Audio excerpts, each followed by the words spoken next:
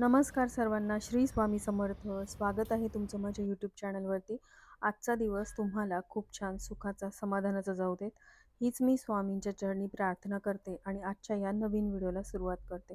आपण सगळेच महिन्याला किंवा आठवड्याला किराणा भरतो. पण खरं सांगा, किती जणांनी कधी विचार केला आहे की जे आपण सामान आणतो ते खरंच योग्य आहे का? त्याची क्वालिटी चांगली आहे का? आपण उगाच जास्त पैसे तर देत नाही ना? आणि सगळ्यात महत्त्वाचं, ते सामान आपल्या कुटुंबाच्या आरोग्यासाठी सुरक्षित आहे का? आजच्या या व्हिडिओमध्ये आपण 2 भागात बोलणार आहोत.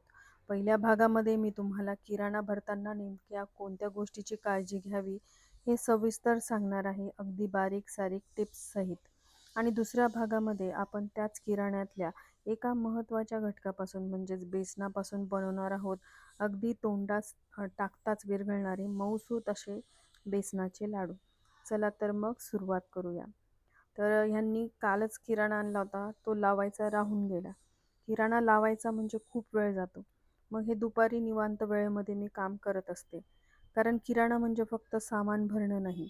किराणा म्हणजे तुमच्या घराचं आरोग्य, तुमच्या कुटुंबाची चव आणि तुमच्या पैशांची किंमत, या तिन्हींचा हिशोब. तर हे जे किराणाचं सामान आहे ना, कालपासून असंच पडलं होतं. पण असंच घाई गडबडीमध्ये लावलं ना सामान, की मग वेळेवर वस्तू सापडत नाहीत आणि त्या खराब होण्याचीही शक्यता असते. सगळ्यात पहिलं आणि सगळ्यात महत्त्वाची गोष्ट म्हणजे किराणा भरायला जाण्यापूर्वी एक यादी बनवा. आपण अनेकदा असं करतो, की दुकानात गेल्यावर जे दिसेल ते घेत सुटतो. किंवा तुमच्या बाबतीत असं होतच असेल, माझ्या बाबतीत तर होतंच. यामुळे 2 नुकसान होतात. एक म्हणजे जे आवश्यक आहे तेच आपण विसरतो आणि दुसरं म्हणजे जे गरजेचं नाही तेही खरेदी करतो. त्यामुळे घरातल्या डब्यांमध्ये काय संपत आलंय, कोणत्या वस्तू खरंच लागणार आहेत, याची नोंद आपण ठेवली आणि त्यानुसारच यादी केली तर आपला वेळही वाचतो आणि पैसे देखील वाचतात. आता कोणतीही पॅक्ड वस्तू घेताना सगळ्यात आधी तिची एक्सपायरी डेट आणि मॅन्युफॅक्चरिंग डेट तपासणं गरजेचं असतं. अनेकदा दुकानदार जुना स्टॉक आधी संपण्याआधी शेल्फच्या पुढच्या बाजूला जुन्या तारखेच्या वस्तू ठेवतात.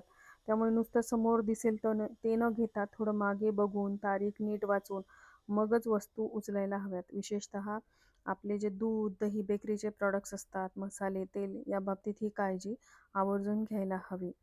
आपण जे खाद्यपदार्थ विकत घेतो त्यावरती परवाना क्रमांक असणं बंधनकारक आहे. हा क्रमांक असेल तरच ते उत्पादन अन्न सुरक्षा मानकांनुसार तयार झालेले आहे याची खात्री होते. तसंच काही इलेक्ट्रिक वस्तू, कुकिंग अप्लायन्सेस घेत असाल तर मग त्यावरती ISI मार्क आहे का, हे आपण तपासणं गरजेचं आहे. हे मार्क्स बघणं म्हणजे वेळेचा अपव्यय नाही, तर तुमच्या कुटुंबाच्या सुरक्षिततेची गुंतवणूक आहे.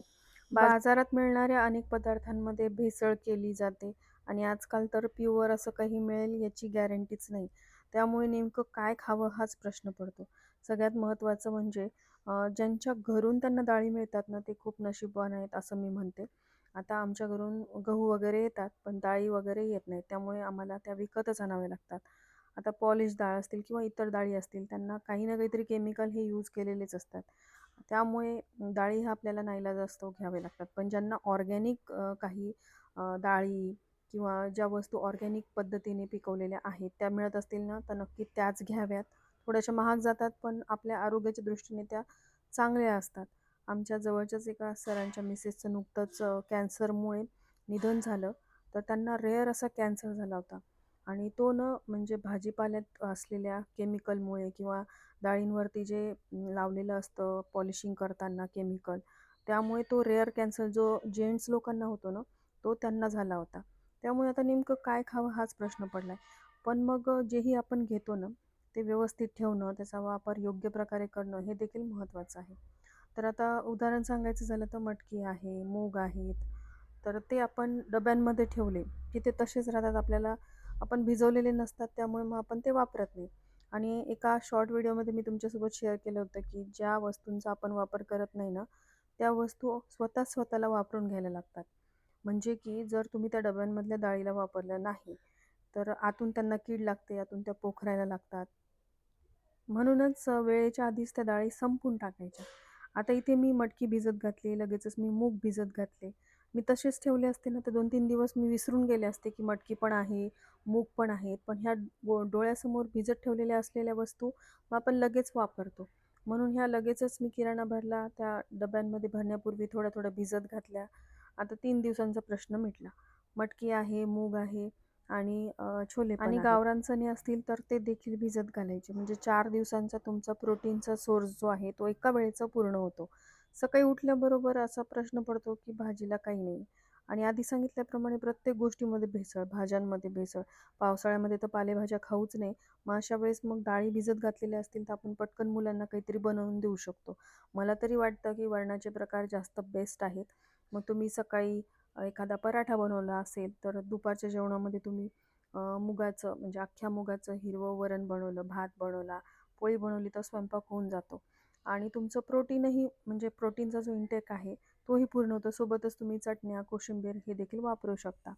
बरेच जण म्हणतात फ्रीजमध्ये काय एवढं भरून ठेवायचं, पण फ्रीज भरून ठेवणं म्हणजे आपल्या कुटुंबाला आपण विविध प्रकारचं अन्न जे आहे ते देऊ शकतो. बऱ्याचदा घरामध्ये भाज्या नाही किंवा भिजवलेलं कडधान्य नाही, यामुळे आपण खिचडीच बनवतो आणि त्यातून योग्य प्रकारे आपल्या घरातील मुलांना, आपल्या स्वतःला योग्य पोषण मिळत नाही. माझ्या बाबतीत असंच व्हायचं की मी आज भिजवेल, उद्या भिजवेल असं करत करत आणि बऱ्याचदा असंही व्हायचं की मी मुलांसाठी करायची पण मी माझ्या स्वतःकडे दुर्लक्ष करायचे. त्यामुळे माझं व्हिटॅमिन B12 कमी झालं, व्हिटॅमिन D कमी झालं. सगळ्यात आधी तर आपण स्वतःकडे लक्ष देणं गरजेचं आहे. त्यानंतरचा महत्त्वाचा मुद्दा म्हणजे किराणा भरत असताना शेल्फ क्लीन करत राहायचे. म्हणजे तुम्ही कधीतरी महिन्यातून एकदा किंवा 6 महिन्यातून एकदा किचन क्लिनिंग करणार आणि तेव्हा सगळी डीप क्लिनिंग करणार. असं करण्याऐवजी वरचेवर किचन जे आहे ते क्लीन करत राहायचं. म्हणजे तुमचं किचन फारसं घाण होत नाही. किराणा लावताना लगेचच तो शेल्फ जो आहे तो क्लीन केला की तो फार घाण होत नाही. बघा, आपल्याकडे चिमणी असेल तरी देखील शेल्फमध्ये एक चिकट थर जमा होतो. चिमणी काय समोरची वाफ ॲब्झॉर्ब करून घेते, पण थोडीफार वाफ ही फर्निचरवरती पसरतेच आणि फर्निचरला कधी तुम्ही हात लावून बघितला ना, तर तो चिकट थर आपल्याला लागतो. त्यामुळे फर्निचर देखील वरचेवर पुसत राहणं आठवड्यातून किमान महिन्यातून म्हणजे महिन्यापेक्षा आठवड्यातून एकदा तरी जे आपले शेल्फ आहेत ते फर्निचर पुसत राहणं गरजेचं आहे. नाहीतर ते देखील चिकट दिसायला लागतात आणि व्हाईट फर्निचर असेल ना तर ते पूर्ण असं पिवळसर किंवा काळपट दिसायला लागतं. त्यामुळे हे जे डोअर्स आहेत ते बाहेरून पुसते आणि किराणा लावताना पण मी काय करते की डाळी वगैरे भरल्या की तो शेल्फ जो आहे तो आधी क्लीन करून घेते आणि मग जे डबे भरलेले आहेत ते मी लावून घेत असते. असं साधं सोपं गणित आहे. थोडा वेळ काढला ना तर ह्या गोष्टी होऊ शकतात आणि थोडं दुर्लक्ष केलं तर मग आपलं किचन अजून घाण होऊन बसतं आणि किचन म्हणजे आपल्या म्हणजे आपल्या घराचंच केंद्रस्थान आहे. त्यामुळे नक्कीच याच्याकडे आरोग्याकडे आणि स्वच्छतेकडे लक्ष देणं खूप गरजेचं असतं. अनेकदा आपण ऑफर बघून किंवा नंतर लागेल म्हणून न जास्त प्रमाणामध्ये सामान भरून ठेवतो. मी देखील अशी चूक करायची, पण यामुळे अनेक वस्तू वापरण्याआधीच खराब होतात किंवा त्यांची क्वालिटी कमी होते. विशेषतः मसाले किंवा हा जो रवा आहे, तो मी भरून ठेवते जेवढा लागेल तेवढाच आणि याला भाजून वगैरे ठेवत नाही. बऱ्याचदा या रव्याला ना मी रवा इडलीसाठी किंवा अप्पे बनवते रव्याचे, त्यासाठी वापरते. मग भाजलेला रवा मग आपण घेतला तर उगाचच त्याची टेस्ट चेंज होऊ शकते आणि वरचेवर वापरत राहिलं तर रवा खराब होत नाही. जसं मी तुम्हाला सांगितलं एखाद्या डब्याकडे आपण बघितलंच नाही तर त्यातली वस्तू स्वतःच तिचा वापर करून घ्यायला लागते. त्यामुळे हा रवा जो आहे तो 1 ते 2 आठवड्यामध्ये माझा संपतोच संपतो. एवढी काळजी मी घेत असते. सगळ्यात महत्त्वाचं म्हणजे किराणा भरून आणल्यानंतर तो व्यवस्थित साठवणं तितकंच महत्त्वाचं आहे, जितकं तो खरेदी करणं. आता डाळी तर मी हवाबंद डब्यामध्ये ठेवल्या आहेत. त्याचबरोबर इतरही वस्तू असतात, ज्यामध्ये तेल असेल, तूप आहे, तर ते ह्या ज्या वस्तू आहेत ना, त्या अंधाऱ्या जागी ठेवा. मसाले ओलाव्यापासून दूर ठेवा. योग्य साठवणुकीमुळे तुमचं सामान जास्त काळ टिकतं आणि त्याची गुणवत्ताही टिकून राहते.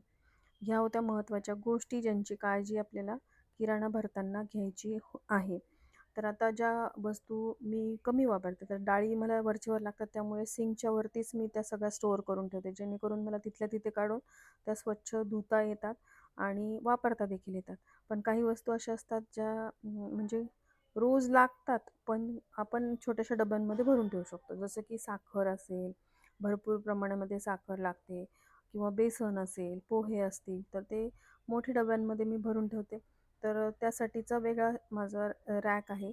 तर याला मी पुसून घेते. इथे मी बास्केट वगैरे वापरले नाही. बास्केटचा तर माझा इतका अनुभव वाईट आहे ना, त्या बास्केट्सला ना म्हणजे जाळे लागतात. त्यांना स्वच्छ करणं तितकंच डिफिकल्ट आहे. जरी तुम्ही त्या बास्केट काढून धुतल्या स्टीलच्या असल्या तरी त्याला आतून जाळे लागतात. त्यावरती आपल्याला एक शीट टाकावी लागते आणि वरचेवर त्यांना क्लीन करत राहावं लागतं. आधीचं माझं किचन होतं ना, त्याला टँडमचे जे ट्रॉल्या असतात पहा त्या, म्हणजे त्याला बास्केट वगैरे नसते. तर ते आधी होतं माझ्याकडे. तर ते किचन मॉड्युलर होतं. पण त्या ट्रॉल्या बेस्ट आहेत असं मला वाटतं. कमी मेंटेनन्स असतं आणि ह्या बास्केट मूव्हेबल आहेत, बाहेर काढाव्या लागतात. पण 2-4 महिन्यातून एकदा त्यांना स्वच्छ धुवून घ्यावंच लागतं. नाहीतर त्यांना आतून म्हणजे कॉकरोचेस पण त्याच्यावरती सहज मूव्ह करू शकतात. म्हणून शक्यतोवर तुम्हाला जर ट्रॉल्या नसतील बसवायच्या ना, तर असे शेल्फ तुम्ही बनवून घ्या.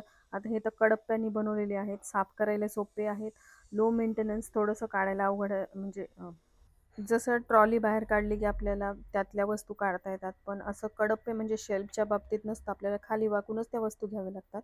पण मेंटेन करायला हे खूप सोपं आहे. यामध्ये ठेवलेले स्टीलचे डबे काढून घेतले, पुसून घेतलं, परत ते डबे तिथल्या तिथे लावले की झालं काम. हे मला जास्त सोपं वाटतं. आणि मी कसं 2 प्लॅटफॉर्म केलेले आहेत. एका प्लॅटफॉर्मवरती माझे सगळे किचनचे इलेक्ट्रिक अप्लायन्सेस आहेत आणि त्याच्या खाली सगळे डबे ठेवलेले आहेत. त्यामुळे इकडची साईड जी आहे ती फारशी घाण होत नाही. जेव्हा किराणा भरते तेव्हा मी स्वच्छ करत असते. म्हणजे मलाही कळतं की कुठे काय ठेवलेलं आहे. आणि एक्स्ट्राच्या ज्या वस्तू असतात आता की साखर माझ्याकडे भरपूर शिल्लक होती. पण आता ह्यांनी आणली होती. मग ती कुठे ठेवायची? तर ती याच डब्याच्या मागे ठेवते. म्हणजे साखरेच्याच डब्याच्या मागे ती साखर ठेवते. तांदूळ थोडेसे जास्त आणलेले असतील तर ते तांदूळ देखील या स्टीलच्या डब्यांच्या मागे ठेवते. म्हणजे जेव्हा मी डबे काढते तेव्हा मला दिसतं की बाबा आहे ही वस्तू आपल्या घरामध्ये. मग ती मी लगेच वापरू शकते. आणि ती दुसरीकडे कुठे ठेवली तर मग असं वाटतं की कदाचित नाही आहे, आणावं लागेल वगैरे. तर म्हणून बऱ्याचशा वस्तू ज्या आहेत त्या, कारण हा जो शेल्फ आहे तो मोठा आहे आणि त्याचा वापर अशा प्रकारे मी करू शकते. आमचे गहू तर घरचेच आहेत. पण गहू, तांदूळ किंवा डाळी घेताना ते चेक करायला बरेचसे पॅक्ड फूड असल्यामुळे आपल्याला चेक करता येत नाही. पण आता आम्ही काय करतो, की जवळच असलेल्या किराणा स्टोअरमधून किंवा मोंढ्यातून किराणा आणतो, जिथे फ्रेश माल मिळतो आणि त्यामध्ये किडे आहेत का हे बघता येतं. धान्य एकसारखं आकाराचं आहे का हे देखील चेक करता येतं. कारण वेगवेगळं धान्य मिक्स तर नाही ना, हे पाहूनच आपण ते धान्य निवडू शकतो. कारण चांगल्या धान्यामध्ये ना एक नैसर्गिक चमक आणि सुगंध असतो. तो वास घेऊन बघितला आणि धान्याचा रंग आपल्याला विचित्र वाटला, त्याला बुरशीसारखा वास येत असेल तर ते आपण घेत नाही. आणि शक्य असल्यास हातामध्ये धान्य घेऊन चोळून बघा. बघा डीमार्टला बरंचसं धान्य जे आहे ते ओपन त्यांनी ठेवलेलं असतं, जेणेकरून ते आपल्याला चेक करून घेता येतं. पण डीमार्टमध्ये पण बऱ्याचशा वस्तू महाग मिळतात म्हणून काही वस्तू ज्या आहेत त्या आम्ही किराणा दुकानातून आणतो. आणि उर्वरित ज्या वस्तू आहेत ज्यामध्ये म्हणजे काजू बदाम आहेत, ड्राय फ्रुट्स आहेत, हे डीमार्टमधून नाही आणत आम्ही, किराणा दुकानातूनच आणतो. चेक करूनच आणतो की कशी आहे क्वालिटी वगैरे. आणि सगळ्यात महत्त्वाचं म्हणजे ज्या वस्तू आपल्या रेग्युलर लाईफमध्ये लागतात, भांड्याची साबण असेल, कपड्याची लिक्विड, कपडे मशीनला लावतो आपण तर त्याचं लिक्विड असेल, किंवा ज्या छोट्या मोठ्या गोष्टी आहेत, हार्पिक आहे, ब्रश आहे किंवा टूथपेस्ट आहे, ह्या ज्या वस्तू आहेत ना ह्या डीमार्टला घ्यायला परवडतात. मग असं आम्ही डिवाईड करतो कोणती वस्तू कुठून घ्यायची वगैरे. आणि असं काही नाही की डीमार्टला गेलो आणि त्या वस्तू जर चांगल्या वाटल्या तर तिथूनही आणतो. पण आमचा अनुभव मी तुम्हाला सांगते की किराणा दुकानामध्ये खूप फ्रेश माल मिळतो. आणि किराणा दुकानदार जे आहेत ते आपण त्यांच्यावरती ट्रस्ट करू करू शकतो. कारण डीमार्टमध्ये आपण जर काही एखादी वस्तू खराब निघाली तर आपण ती बदलूही नाही शकत आणि त्यांना काही बोलूही नाही शकत. ते म्हणतील की ते पॅक्ड येतं आणि मग आम्ही त्याला रिस्पॉन्सिबल नाही तुम्ही ती वस्तू घेतली तर. पण किराणा दुकानदाराकडून आपण एखादी वस्तू घेतली आणि ती जर खराब निघाली कदाचित, तर आपण त्यांना म्हणू शकतो, रिक्वेस्ट करू शकतो की हे खराब आहे, आम्हाला ते चेंज करून द्या. हा एक फायदा आपल्याला होऊ शकतो. पण तुम्हाला अगदी शक्य नसेल तर तुम्ही डीमार्टमधून घ्या, काही हरकत नाही. तिथे देखील बरेचसे धान्य किंवा बऱ्याचशा वस्तू ज्या आहेत त्या त्यांनी अशा ओपन करून ठेवलेले असतात, जेणेकरून आपल्याला ते चेक करून पॅक करून आपल्याला घेता येतात. आणि बऱ्याचशा वस्तू ज्या आहेत त्या ऑनलाईनही मिळतात आजकाल.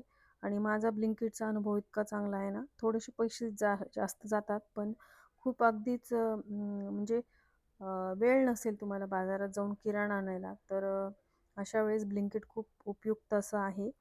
आणि फ्रेश भाजीपाला पण येतो, धुवून स्वच्छ निवडून केलेल्या भाज्या असतात आणि ते खूप महत्त्वाचं आहे. आणि हे ना हे एक मी मिक्स बनवून ठेवलं आहे. आपल्या स्त्रियांचे केस खूप गळतात ना, तर यामध्ये सगळं मी पंपकिन सीड, सूर्यफुलाच्या बिया, म्हणजे मगज बी वगैरे सगळं जवस वगैरे सगळं मिक्स करून हे एक सोपसारखं खायला मिक्सर म्हणजे मुखवास म्हणा तुम्ही, ते बनवून ठेवलेलं आहे. जेवणानंतर 1 चमचा मी घेत असते. यामुळे केस गळती कमी होते. हे कसं बनवायचं याची जर रेसिपी हवी असेल तर मला कमेंट करून नक्की सांगा. आता सगळं काजू, बदाम वगैरे मी इथे लावलेले आहे. डोळ्यासमोर असलं की मुलं पटकन घेतात, खातात आणि आपल्यालाही समजतं की कुठे काय ठेवलेलं आहे. म्हणून काचेच्या बरण्यांचा वापर करायचा. आता तसंच मुलांच्या स्नॅक्सच्या बाबतीत पण. स्वयंपाक करूनही मुलांना छोटी-मोठी भूक लागते. येता-जाता ते काही ना काहीतरी खात असतात. मग त्यासाठी राजगिऱ्याचे लाडू मी आणते, विकत आणते. घरी बनवता येतात, पण हे विकत मिळतात तर मग विकतच आणते. कारण राजगिऱ्यामध्ये भरपूर प्रमाणामध्ये कॅल्शियम असतं आणि आपल्या स्त्रियांसाठी तर राजगिऱ्याचा लाडू जो आहे तो दिवसातून 1 तरी खाल्ला गेला पाहिजे. आणि आता हे श्रावणाचा महिना असेल किंवा उपवासाचे दिवस असतील तेव्हा आपण स्वतःकडे खूप दुर्लक्ष करतो. फक्त पाणी वगैरे पितो. पण ह्या ज्या वस्तू आहेत फळांसोबतच तितक्याच महत्त्वाच्या आहेत. एक राजगिऱ्याचा लाडू किंवा एक शेंगदाण्याचा लाडू आपल्याला भरपूर एनर्जी देतात आणि आपण दिवसभर छान प्रकारे राहू शकतो. नाहीतर चक्कर येणे, वीकनेस वाटणं. मग उपवास करण्याला काय अर्थ आहे? तुमचं आरोग्यच जर चांगलं नाही राहिलं तर मग ह्या गोष्टीला काहीच अर्थ नाही आहे. देव काही आपल्याला तासनतास उपाशी राहून माझी सेवा करा असं म्हणत नाही. त्यामुळे ज्या महत्त्वाच्या गोष्टी आहेत त्या आपल्या घरामध्ये असायलाच हव्यात.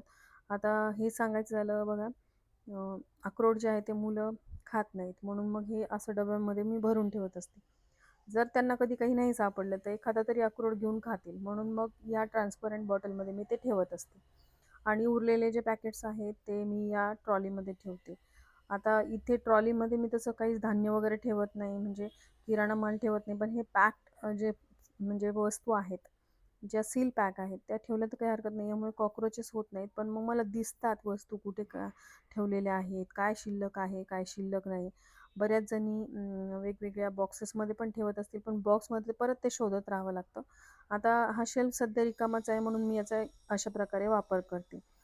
म्हणजे तेल बॅग असतील किंवा इतर एक्स्ट्राचे पॅकेट. आता कसं आहे, जिऱ्याचं पॅकेट छोटं असतं तर एक्स्ट्राचं पॅकेट आहे का, तीळ आहेत का घरामध्ये, हळद आहे का, मिठाचे तर पॅकेट्स 2-3 लागतातच. त्यामुळे हे सील जे पॅकेट असतात ना ते मी इथे ठेवते जेणेकरून ते मला सापडतात.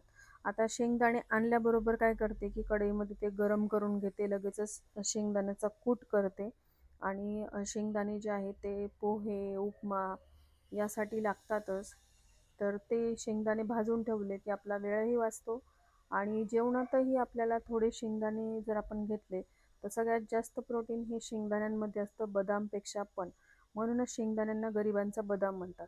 म्हणून शेंगदाणे जे आहेत ते भाजून ठेवले. जेवताना असं वाटलं की पोळी भाजी आहे, त्यासोबत काहीतरी असावं तर शेंगदाणे आपण घेऊ शकतो. भाजलेले शेंगदाणे आणि फुटाणे हे कायम मी वरच ठेवते, जेणेकरून मग जेवणाच्या वेळेस असं वाटलं की थोडेसे शेंगदाणे घ्यावेत किंवा फुटाणे घ्यावेत किंवा छोटी मोठी भूक असेल तर आपण बरेचदा काय करतो की जंक फूड खातो. चहा बिस्किट खा किंवा पटकन मुरमुरे घे आणि ते कालवून खाऊन घे. मग त्याने आपल्या शरीराला काही बेनिफिट मिळत नाही. पण जर आपण थोडेसे फुटाणे घेतले, त्यासोबत गूळ घेतला तर आपली छोटी मोठी भूक जी आहे ती देखील कमी होते आणि आपल्यालाही योग्य आहार मिळतो. पण आता मुरमुरे जे आहेत ते मुलांना लागतातच. मग ते मुरमुरे तसेच ठेवले ना तर मुलं पॅकेट फोडतात.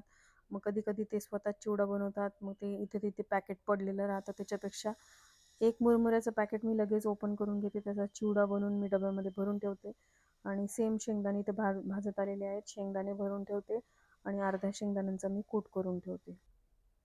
तर ह्या काही होत्या महत्त्वाच्या गोष्टी ज्यांची काळजी आपल्याला किराणा भरताना घ्यायची आहे. आता किराणातील सगळ्यात महत्त्वाचा घटक म्हणजे बेसन. आता आज मी तुमच्यासोबत बेसनाचे लाडू शेअर करणार आहे, कसे बनवते ते. तर 1 वाटी मी इथे तूप घेतलेलं आहे. तेवढ्याच वाटीने मी बेसन घेतलं. तुम्ही हवं तर चाळून घेऊ शकता. मी तसंच घातलेलं आहे. छान भाजल्यानंतर याला तूप सुटतं आणि त्यानंतर मग यामध्ये 2 चमचे मी रवा घालते आणि त्यालाही छान बेसनासोबत भाजून घेते, वेगळं भाजत नाही. आणि थोडंसं पाणी घालते, जेणेकरून जे बेसन आहे ते आळून येतं. आता पाण्याऐवजी तुम्ही दूध घातलं तरीसुद्धा चालतं. आणि पाणी पूर्ण आटलं ना की मग गॅस बंद करायचा. थोडा वेळ या बेसनाला थंड होऊ द्यायचं आणि जेवढ्या वाटीने आपण बेसन घेतलं होतं ना तेवढ्याच वाटीने साखर घ्या किंवा तुम्ही गूळ पण घालू शकता. पण साखर तशीच घालायची नाही, तर साखरेला आपल्याला मिक्सरला फिरून घ्यायचे, म्हणजे पिठी साखर यामध्ये घालायची, जेणेकरून ते एकजीव होऊन जाईल. आणि गूळ घालत असताना देखील गुळाची पावडर किंवा गूळ बारीक करून घ्यायचं मिक्सरला आणि त्यानंतर तो बेसनामध्ये मिक्स करायचा आणि याचे लाडू तयार करायचे. आता रवा का घातला, कारण बेसनाचे लाडू जे आहेत ना ते बऱ्याचदा टाळूला चिटकतात, पण अशा पद्धतीने बेसनाचे लाडू बनवले ना ते टाळूला अजिबात चिटकत नाहीत. काल गुरुवार होता, काल मी हे लाडू बनवले होते, पण आजच्या व्हिडिओमध्ये मी क्लिप जी आहे ती शेअर केलेली आहे. तर किराणा वगैरे माझा भरून झालेला आहे. थोड्याफार ज्या गोष्टी असतात किराणा भरल्यानंतर त्या राहून जातात, त्या लगेचच आवरल्या तर किचनमध्ये पसारा होत नाही. पॅकेट्स असतात जे खोलून आपण सगळं सामान भरलेलं असतं ते ओट्यावरती तसेच पडले किंवा किचनमध्ये तसाच राडा पडू नये, तर मग किचन अस्तव्यस्त दिसतं आणि त्याचा त्रास आपल्याला होतो. तर जे पॅकेट्स आहेत ते मी फेकून देते, पण जे कॅरी बॅग आहेत ना त्या मी वापरत असते, म्हणजे छोटा मोठा कचरा असेल तो आपल्याला लगेच यामध्ये टाकता येतो. तर झालेलं आहे सगळं. सगळे म्हणजे खाऊचे पदार्थ रेडी झालेले आहेत. शेंगदाणे भाजून झालेले आहेत. म्हणजे मी जे खाऊसाठी विकत आणलं होतं त्यामध्ये राजगिऱ्याचे लाडू होते आणि मी घरी बनवलेले बेसनाचे लाडू, हे सगळं मुलांच्या डोळ्यासमोर ठेवलं की मुलं पटकन खातात.